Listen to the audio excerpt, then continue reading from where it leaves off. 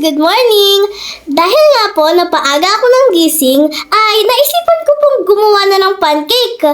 Dahil alam ko naman po ang mga ingredients at paano po ito lutuin.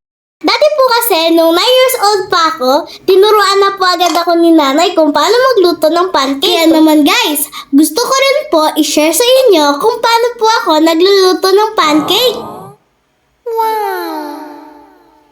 Dahil sa sobrang excited ko nga po magluto ng pancake, ay hindi pa po ako nakakapaghilamos at nakapagsuklay. Inaabangan ko din po kasi guys yung pag-ulan. Kasi po, sabi po ni nanay na pwede daw po ako maligo para naman magkaroon ako ng experience. Tara guys, samahan niyo na po ako magluto ng pancake. Sa pagluto ng pancake guys, kailangan natin ng all-purpose flour, baking powder, egg, sugar, and salt.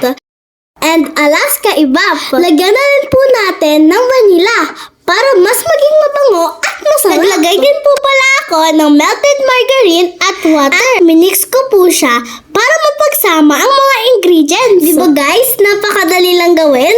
Halu-haluin lang po natin yan para maging smooth at malapot. Hindi na po natin ito kailangan paalsahin.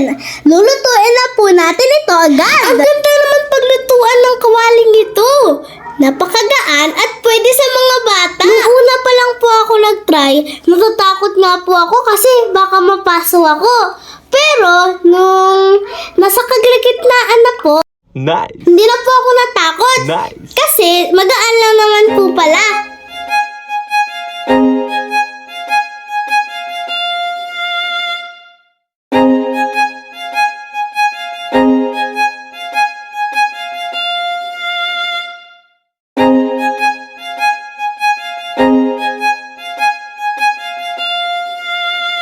Dahil meron pa pong natirang chocolate syrup si kuya, ay ginamit ko na po.